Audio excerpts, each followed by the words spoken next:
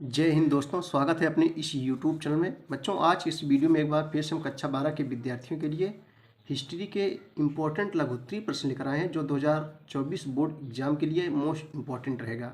दोस्तों, यह वीडियो हमने एनसीईआरटी बुक से लिया है और सभी बोर्ड के स्टूडेंट्स के लिए जहाँ भी एनसीईआरटी लगती है इम्पोर्टेंट रहेगा। तो चलिए देर न करते देखते हैं। क्वेश्चन है कि बच्चों, आज़ाद हिंद फौज के विषय में आप क्या जानते हैं? आज़ाद हिंद फौज के विषय में आप क्या जानते हैं? तो चलिए आइए देखते हैं इसका उत्तर। देखो, जापान, जिसकी राजधानी थिम्पू है, जापान में कैप्टन मोहन सिंह ने फरवरी 1942 ईस्वी में आज़ाद हिंद फौज की जो है स्थापना की थी। सब क्वेश्चन पूछा जाता है 1 नंबर में की थी। इस सेना का बच्चों उद्देश्य था भारत की मुक्ति के लिए संघर्ष करना था। ठीक है, आज़ाद हिंद फौज को जो है सशक्त बनाने के लिए जो है रास बिहारी बोस ने उसके संचालन का कार्य 1943 ईस्वी में सुभाष चंद्र बोस को जो है सौंपा। किसको सौंपा? सुभाष चंद्र बोस को जो है सौंपा। तुम मुझे खून दो, मैं तुम्हें आज़ादी दूंगा, किसने कहा था? सुभाष चंद्र बोस ने सुभाष चंद्र बोस को सौंपा। तथा बच्चों 2 जुलाई 1943 ईस्वी को सुभाष चंद्र बोस ने आज़ाद हिंद फौज का जो है नेतृत्व संभाला तथा उन्हें जो है स्वाधीनता लीग का जो है स्वतंत्रता लीग का अध्यक्ष बनाया गया और उन्हें नेताजी कहा गया। और 21 अक्टूबर 1943 को उन्होंने भारत की अस्थायी सरकार की स्थापना की। अस्थायी नहीं, अस्थायी सरकार की स्थापना की तथा जापान, जर्मनी, चीन, इटली, कोरिया, फिलीपींस व आयरलैंड आदि देशों की जो है सरकारों ने इस अस्थायी सरकार को मान्यता दे दी। जापान ने अंडमान निकोबार द्वीप समूह को इसे जो है अस्थायी सरकार को जो है सौंप दिया। आज़ाद हिंद फौज ने 1944 ईस्वी में कोहिमा पर जो है अधिकार कर लिया। कहाँ पर? कोहिमा पर जो है अधिकार कर लिया था। इसके बाद बच्चों ये सेना जो है इम्फाल तक पहुंच गई, लेकिन विश्व युद्ध में जर्मनी और जापान की पराजय के साथ ही आज़ाद हिंद फौज और बोस का जो है स्वप्न भी जो है क्या हो गया? भंग हो गया। चलिए अगला क्वेश्चन देखेंगे कि चौरी चौरा की जो है घटना क्या थी, इसका क्या परिणाम हुए। तो चौरी चौरा बच्चों आप जानते हो जो गोरखपुर में हुई थी चौरी चौरा कांड। तो आइए इसका हम लोग उत्तर देखेंगे कि चौरी चौरा की घटना क्या थी, इसका जो है क्या परिणाम हुआ। तो फरवरी 1922 में किसानों के एक समूह ने संयुक्त प्रांत के चौरी चौरा, जो कहाँ है? गोरखपुर में है। चौरी चौरा गोरखपुर क्या बच्चों? उत्तर प्रदेश का एक जिला है। तो किसानों के एक समूह ने संयुक्त प्रांत के चौरी चौरा पूर्वा में एक पुलिस स्टेशन पर हमला कर उसमें जो है क्या कर दी? आग लगा दी। इस अग्निकांड में जो है अनेक पुलिस वाले जो है मारे गए। हिंसा की इस कार्रवाई से आहत गांधी जी ने जो है असहयोग आंदोलन जो है वापस ले लिया और उन्होंने इस बात पर बल दिया कि किसी भी तरह की उत्तेजना को जो है निहत्थे और एक तरह से जो है भीड़ की दया पर निर्भर व्यक्तियों की घृणित हत्या के आधार पर उचित नहीं ठहराया जा सकता। असहयोग आंदोलन के दौरान जो है हजारों भारतीयों को जो जेल में डाल दिया गया और स्वयं गांधी जी को भी मार्च 1922 ईस्वी में राजद्रोह के आरोप में जो है गिरफ्तार कर लिया गया। उन पर जांच की कार्रवाई की अध्यक्षता करने वाले जो न्यायाधीश थे, न्यायमूर्ति CN ब्रूमफील्ड ने उन्हें जो है सजा सुनाते समय एक महत्वपूर्ण भाषण दिया। न्यायाधीश ने टिप्पणी की कि इस तथ्य को नकारना असंभव होगा कि मैंने आज तक जिनकी जांच की है अथवा करूंगा, आप उनसे जो है भिन्न श्रेणी के हैं। इस तथ्य को जो है नकारना असंभव होगा कि आपके लाखों देशवासियों की दृष्टि में जो है आप एक महान देशभक्त और नेता हैं। यहाँ तक कि जो है राजनीति में जो लोग आपसे भिन्न मत रखते हैं वे भी आपको उच्च आदर्शों और पवित्र जीवन वाले व्यक्ति के रूप में देखते हैं। गांधी जी ने जो है कानून की अवहेलना की थी, अतः जो है उस न्यायपीठ के लिए गांधी जी को जो है 6 वर्षों की जेल की सजा सुनाया जाना आवश्यक था। लेकिन न्यायाधीश ब्रूमफील्ड ने कहा कि यदि भारत में घट रही घटनाओं की वजह से सरकार के लिए सजा के इन वर्षों में कमी और आपको मुक्त करना संभव हुआ तो इससे जो है मुझसे ज़्यादा कोई प्रसन्न नहीं होगा।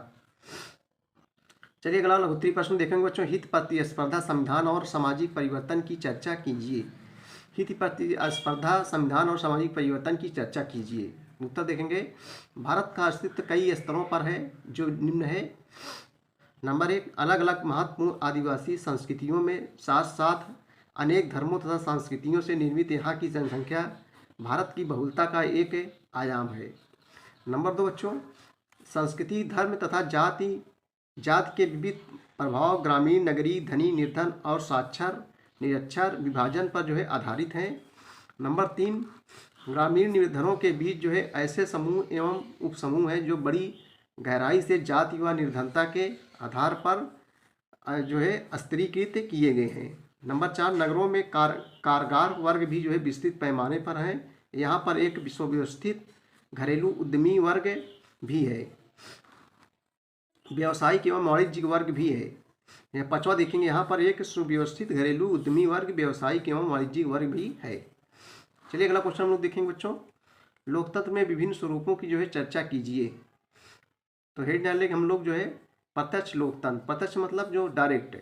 देखो, प्रत्यक्ष लोकतंत्र में सभी नागरिक बिना किसी चयनित अथवा मनोनीत पदाधिकारी की जो है मध्यस्थता के जो है सार्वजनिक निर्णयों में भाग ले सकते हैं, किंतु यह जो है पद्धति केवल वही व्यवहारिक है जहां लोगों की जो है संख्या सीमित है। उदाहरण के लिए जो है कोई समुदाय संगठन अथवा आदिवासी परिषद आधुनिक समाज में इसकी विशालता तथा जटिलता के कारण जो है प्रत्यक्ष लोकतंत्र संभव नहीं है। नंबर जो है प्रतिनिधिक लोकतंत्र। इस लोकतंत्र व्यवस्था में जो है राजनीतिक निर्णय लेने, कानून बनाने तथा सार्वजनिक हित में कार्यक्रमों को जो है लागू करने के लिए नागरिक स्वयं अधिकारों को चुनते हैं। देश में प्रतिनिधिक लोकतंत्र है। यहाँ प्रत्येक नगर पालिका, बोर्ड, विधानसभाओं तथा संसद के लिए अपना प्रतिनिधि चुनते हैं। सहभागी लोकतंत्र, अगली हेडिंग है सहभागी लोकतंत्र। देखो ये क्या है बच्चों, सहभागी लोकतंत्र एक ऐसी व्यवस्था है जिसमें जो है महत्वपूर्ण निर्णय लेने के लिए किसी समूह या समुदाय के सभी सदस्य एक साथ भाग लेते हैं। विकेंद्रीकृत तथा जर्मनी लोकतंत्र का सबसे उपयुक्त उदाहरण पंचायती राज है। अगला क्वेश्चन देखेंगे। अगला क्वेश्चन है भारतीय लोकतंत्र की प्रमुख विशेषताओं का जो है उल्लेख कीजिए बच्चों। मोस्ट इंपॉर्टेंट क्वेश्चन है, सब परीक्षाओं में पूछे गए हैं 2024 के लिए, वेरी इंपॉर्टेंस। भारतीय लोकतंत्र की प्रमुख विशेषताओं का जो है उल्लेख कीजिए। चलिए इसका उत्तर देखेंगे हम लोग। तो लोकतंत्र किसे कहते हैं बच्चों? लोगों द्वारा चुनी गई सरकार को हम लोग क्या कहते हैं? लोकतंत्र कहते हैं। तो भारतीय लोकतंत्र के मूल तथा प्रक्रियाएं भारतवर्ष के दीर्घकालीन उपनिवेश विरोधी संघर्ष के परिणाम रहे हैं। अंग्रेजों ने बहुत सारे परिवर्तन किए, इनमें कुछ जानबूझकर किया गया परिवर्तन था, तो जो है कुछ अनैच्छिक रूप से किया गया परिवर्तन। पाश्चात्य शिक्षा का प्रसार अंग्रेजों के द्वारा जो है किया गया एक अनैच्छिक परिवर्तन था। अंग्रेजों ने जो है पाश्चात्य शिक्षा का जो है प्रचार प्रसार इसलिए किया ताकि वे जो है पाश्चात्य शिक्षा प्राप्त भारतीयों का जो है एक मध्य वर्ग बना सके और इनकी सहायता से यहाँ अपने औपनिवेशिक शासन को जो है निरंतर चलाते रहे। इससे जो है पाश्चात्य शिक्षा प्राप्त भारतीयों का एक वर्ग बन गया। किंतु इस वर्ग ने बच्चों अंग्रेजी शासन के सहयोग देने की अपेक्षा लोकतंत्र, सामाजिक न्याय तथा राष्ट्रवाद जैसे पाश्चात्य उदार विचारों का जो है प्रयोग औपनिवेशिक शासन को जो है चुनौती देने के लिए किया। चलिए अगला क्वेश्चन देखेंगे। औपनिवेशिक भारत अपनी संस्कृति से किस प्रकार भिन्न हुआ? औपनिवेशिक भारत जो है अपनी संस्कृति से जो है किस प्रकार भिन्न हुआ? चलिए इसका उत्तर देखेंगे। देखो बच्चों, औपनिवेशिक किसे कहते हैं? जब एक देश दूसरे देश पर गुलाम रह रहता है, जिससे अपने ऊपर अंग्रेजों ने शासन कर रहे थे, उस काल को जो है औपनिवेशिक काल कहा जाता है। ठीक है। तो औपनिवेशिक भारत में ब्रिटिश उपनिवेशवाद के अलोकतांत्रिक व भेदभावपूर्ण प्रशासनिक व्यवहार तथा उनके द्वारा जो है प्रसारित और पाश्चात्य शिक्षा प्राप्त भारतीयों द्वारा जो है पढ़े गए पाश्चात्य लोकतांत्रिक सिद्धांतों में तीव्र अंतर्विवाह मिलता है। हमारे अपने महाकाव्य लोक कथा की जो है समानता तथा लोकतंत्र की बातें रहते हैं। भारत में जो है फैली निर्धनता तथा बड़े पैमाने पर सामाजिक भेदभाव लोकतंत्र के ऊपर जो है प्रश्न चिन्ह खड़ा करते हैं। अतएव अपने मूल्यों की जो है सफल व्याख्या पाश्चात्य विचार तथा लोगों की दशा को जो है ध्यान में रखते हुए इन मूल्यों पर गहन विश्लेषण करके ही हम कोई बड़ा परिवर्तन करने तथा लोकतंत्र को सफल बनाने में सक्षम हो सकेंगे। तो बच्चों ये थे मोस्ट इम्पॉर्टेंट लघुत्तरीय प्रश्न कक्षा 12 के विद्यार्थियों के लिए हिस्ट्री के।